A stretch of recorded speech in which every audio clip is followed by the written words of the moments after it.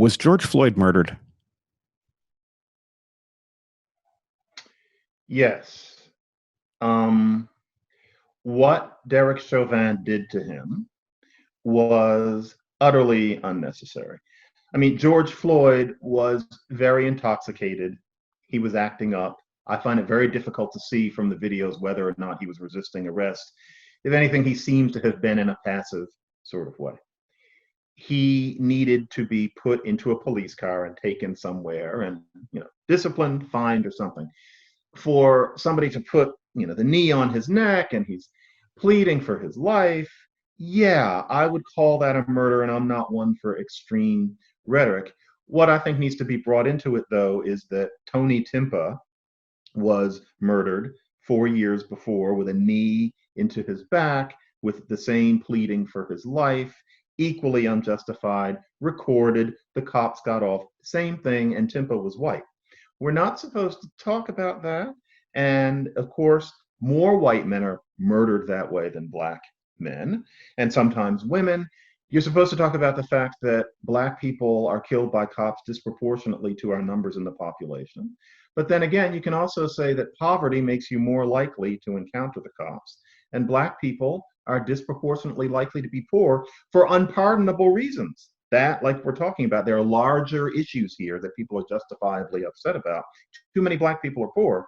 But as it turns out, it's almost, the numbers on this are almost cosmically consonant in that there are, black people are 2.5 times more likely to be poor and 2.5 times more likely to be killed by cops. I don't think that's an accident, and I didn't make up those figures. So what that means is that one may despise the cops, but to say that George Floyd was murdered because he was black, as tempting as it is to think that, given that that's the film that we're going to see again and again and again, it's very tempting to think that.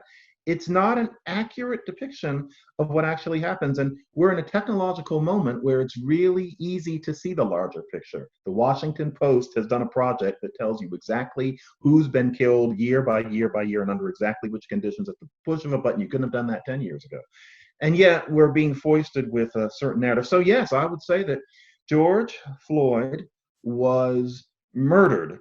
But the problem is that to say that it was because of his black skin detracts from solutions to America's problems that would float all boats, to use a metaphor that's gotten kind of stained.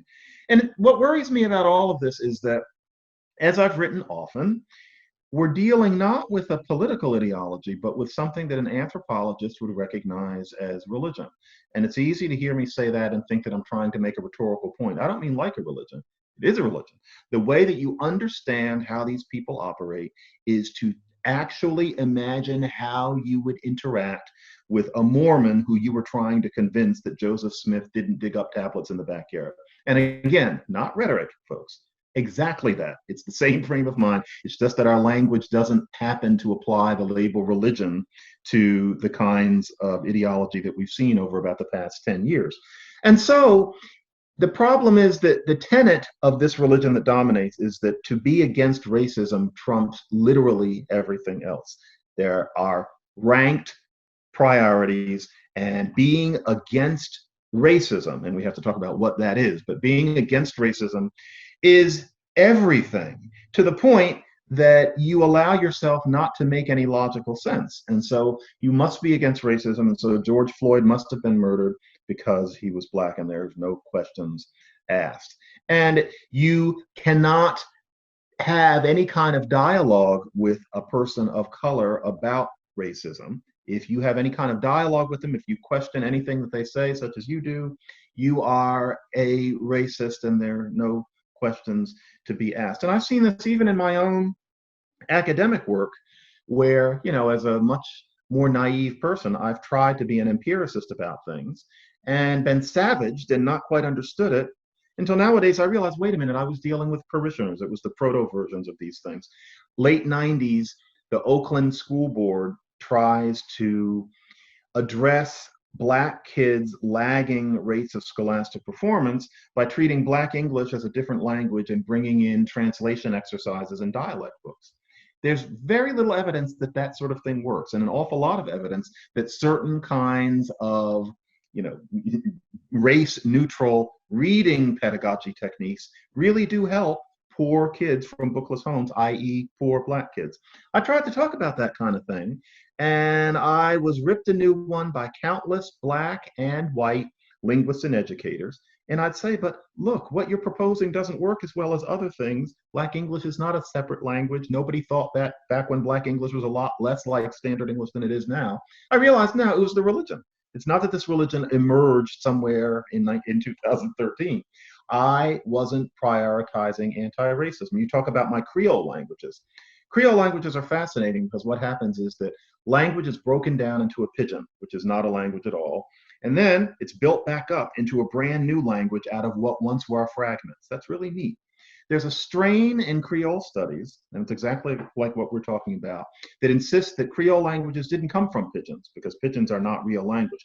Creole languages are just mixtures, and it has nothing to do with anybody ever having started with a pidgin. And the thing is, every language in the world is a mixture.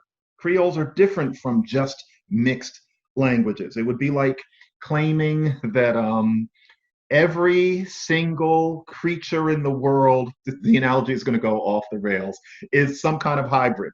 And so it's as if Lynn Margulis was right about everything. Everything is about combination. There's no such thing as there having been really simpler creatures in the Precambrian. The idea is that I'm going to throw something out. The Ediacaran creatures are as complex as jaguars and people. There's no difference. That's what's going on in Creole studies.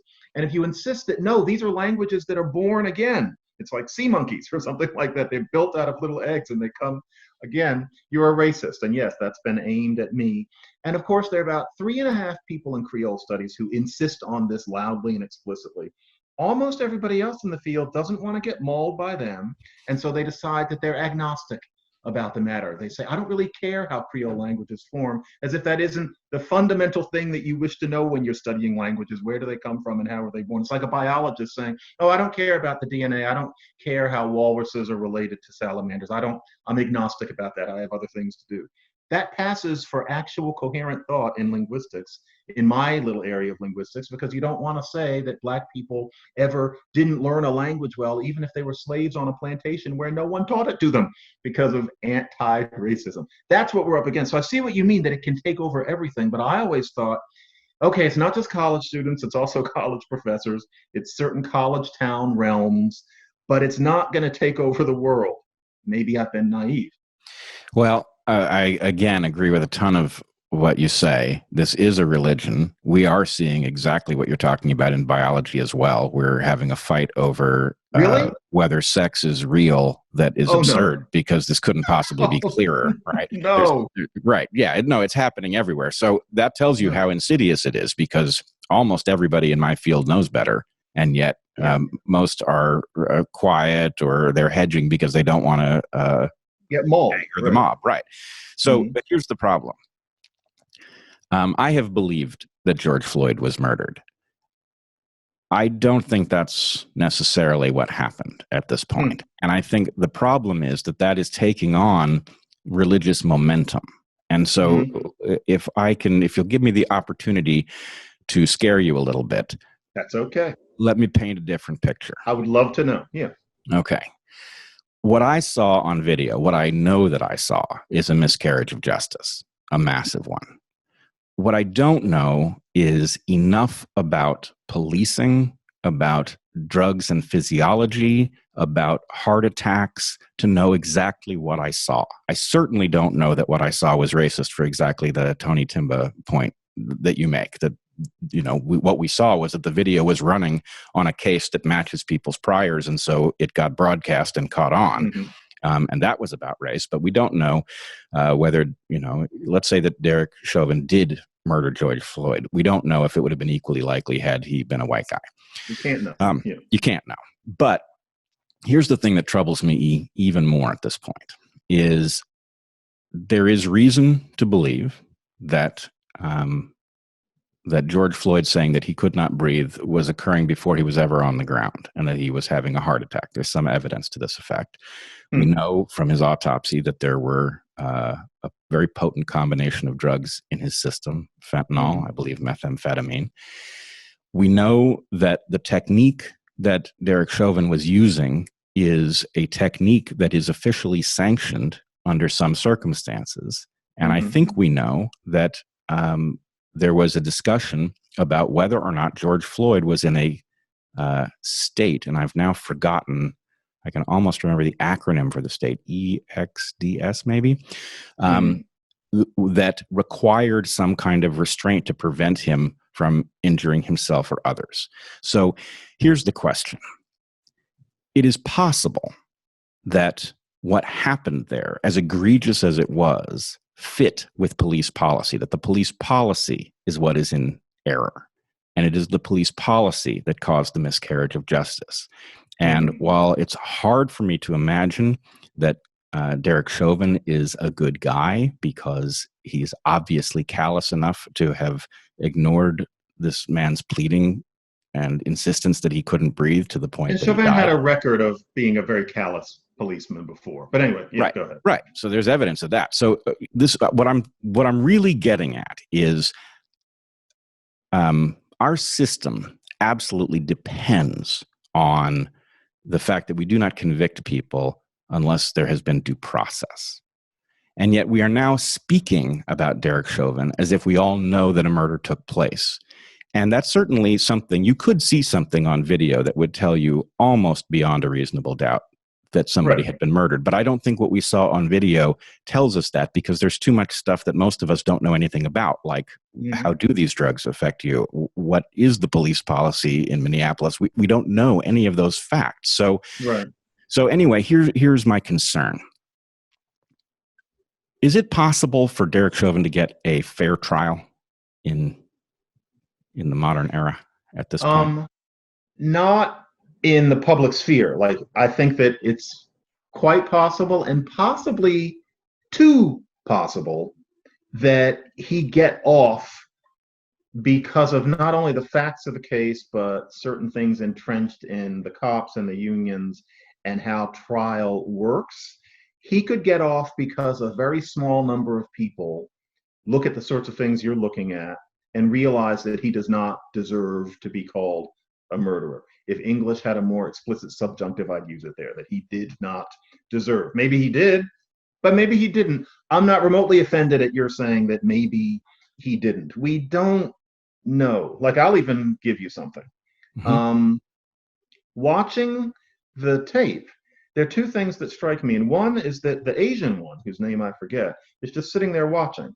And what we're supposed to think is that he's this barbarian. But how many barbarians like that are there who really would just stand there? And I've been told that part of it is that he actually is essentially a trainee at that point, and he's supposed to be deferent. But still, if somebody is down there expiring on the basis of a clearly murderous move, would he really be just standing there and even giving an insouciant look into a cell phone camera? I've wondered. And also, you're not supposed to say this, and I've never watched somebody die. I don't know, but it's my intuition. And I've had a few other people secretly write to me that they wonder. He doesn't sound like he's asphyxiated. He keeps on saying, I can't breathe, but it's so clear, it's so loud. He keeps saying, oh man. Now, I've never heard anybody asphyxiate. I may be really missing something, but you imagine some sort of constriction. And from the sound, the first time I heard this, before I knew it was going to be a big deal, I thought, it's terrible that he died, but when he's saying I can't breathe, I hate to admit it, but it almost sounded like a quote. It's almost like he remembered what Eric Garner said, and I'm not saying that he's trying to do a show or that he was happy, but he doesn't sound like he can't breathe. Now, I say that out of naivete. I have never had my knee on anybody's neck. Nobody's ever had their knee on mine. But I am open. I'm wondering whether the death was due not only to that pressure, but to the fact that he had other things inside of him. He couldn't have been a healthy man based on what we've heard. And he doesn't deserve it. But can he get a fair trial in society? No. And so for what we'll see based on the anti-racist imperative is that he absolutely has to be guilty. And so, for example, Darren Walker and Mike Brown, the facts make it clear, including the Black people who watched this, who often recanted their original testimony, which they made because they were afraid of being jumped by the narrative. But he killed Mike Brown because Mike Brown kept coming at him and he was afraid. Now you can have a whole discussion about why he couldn't have shot him in the knee, etc. You hear that the cops are trained to shoot to kill after a certain point. We go into territory that, again, I don't really have my bearing in. But he didn't just shoot the guy with his hands up. It isn't true. And yet, the New Yorker does a profile of Darren Walker that makes him sound like the devil's spawn anyway, because he doesn't know the narrative 101. And so, he's what we must get rid of. And then today, anybody who admits that Mike Brown wasn't killed that way, and a lot of people just like to pretend it's John Ford, the legend is printed, on some level that happened. You just know there's going to be a film where at the point where Mike Brown is shot, everything goes into blurry and there's strobe lights and there are various perspectives, and all of a sudden it's going to be Rashomon as if there are many different perspectives, and the director is going to give interviews saying they wanted to give everybody their say. It's not going to just show what happened, and that's symbolic of the consciousness. But also nowadays you deflect. So if you don't want to talk about the Mike Brown facts, you talk about the fact that he was laying on the street for 4 hours, and that's unjust. I've heard people wax eloquent about that to the degree that people were talking about his supposedly dying with his hands up 6 years ago. No, Chauvin will never be able to raise his head in public again. It's the same thing with George Zimmerman. Zimmerman's story is quite different from what we were told, and yet his life is ruined because these people are needed as symbols in this narrative. They're Judases, and this is the kind of thinking that we're encouraged to do. The funniest thing is to watch this with people who otherwise think normally and empirically. It's a religious frame of mind. This is exactly what I'm worried about. So you say that he will never get a fair trial in the court of public opinion, which I agree. I also don't think he can get a fair trial in a courtroom at this point, because given the way we are all connected, it will be, I think, impossible to find a jury that will not be aware that a verdict that does not reflect public opinion in this case will result in an eruption of anger that, based on past models, right? Yeah, I mean it's Rodney King times 1,000. Mm-hmm. And so here's the reason I find this so terrifying, is that I believe some kind of possibly unprecedented trolley problem is unfolding in this case, and that everybody will quietly calculate to themselves, maybe not even in their conscious mind, but somewhere, that in fact, irrespective of what the facts are in the case, and let's say that George Floyd had a heart attack, was highly likely to die, and that the knee on the neck, as egregious as it was a minor factor in his death, right? Mm-hmm. That would obviously be a very important fact in a case were this not racially charged and were there no protests in the streets. But if the system concludes that it must convict him, then this effectively is us participating in a witch hunt. Now, I'm not saying that he's not guilty of murder. I think it's likely he is guilty of murder, but I don't know that he's guilty of murder yet. And my sense is that we have already marched so far down this road. We are already now speaking as if we can all agree that he's guilty of murder. Here, the doubt exists where the question of race is, that we are unwittingly participating in a dangerous religious exercise, even those of us who wish to resist doing that at all costs. What's alarming there is that what you're saying is that this is going to go beyond people being unable to get justice in the rarefied world of the college campus, where one wonders whether that could change within our lifetimes. But it's going to be in actual courts of law about matters having to do with physical life and death. And yes, that's alarming, especially because, there is this critical race theory within legal theory. The idea being that we think not always of individuals, but of general stories. And as pretty as that sounds, that's the sort of thing that leads to the idea that even if on some technical level, you could even think of it as philosophically profound, on some technical level, if it turns out that Chauvin did not kill George Floyd, if it does, that he did on some other level, on some narrative level, because this has been happening to us forever. And although most of the people on that hypothetical jury probably don't read critical race theory, that way of thinking is percolating into the general consciousness. And what might be alarming is that it's no longer just people with PhDs and the equivalent. It's beginning not to be just people who read the New Yorker and listen to NPR. It's beginning to just be folks.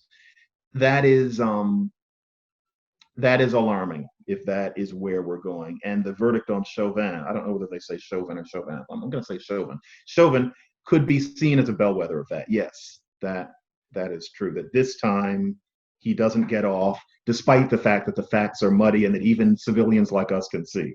Yeah, that is alarming. And so then what happens, Bret? Where are we going? Oh my goodness. I'm afraid if we are not very careful, that we are staring at the uninvention of the Republic. And I'm not sure that idea, that thought, that possibility properly horrifies people, because as flawed as this Republic is, its uninvention is going to be an absolute disaster. And I think, frankly, this is something that is more easily seen by people outside the US. And I've had contact with quite a number who are frightened at what they are seeing unfold, even though they know our system is unfair. But the prospect of the US failing is a dangerous one for the world. So there's a lot riding on this. As to your point about what is potentially going to unfold in courtrooms, given the rhetoric and given how aggressive the campaign is that is causing people to adopt this critical race theory. Now, most of them don't know that that's what they're adopting.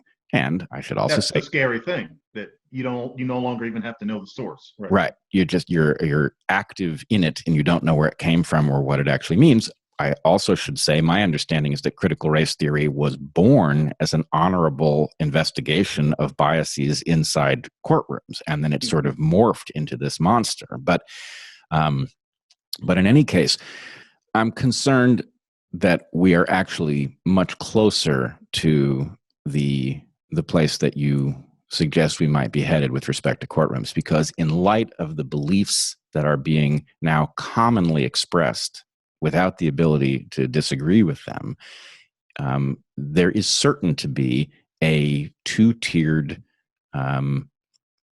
expression of due process in a courtroom.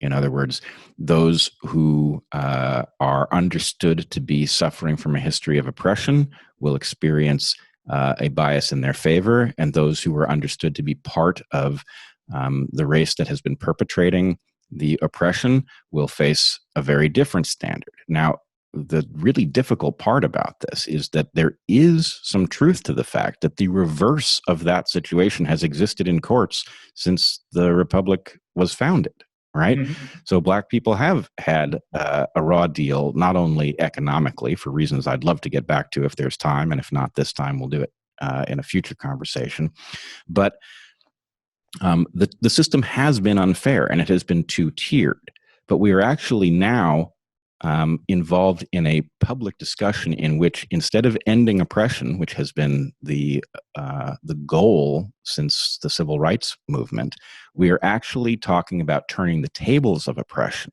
turning the tables and creating the inversion of the values that the nation is founded on. And that is a very dangerous idea. It is bound to be unstable, and we will all suffer from it.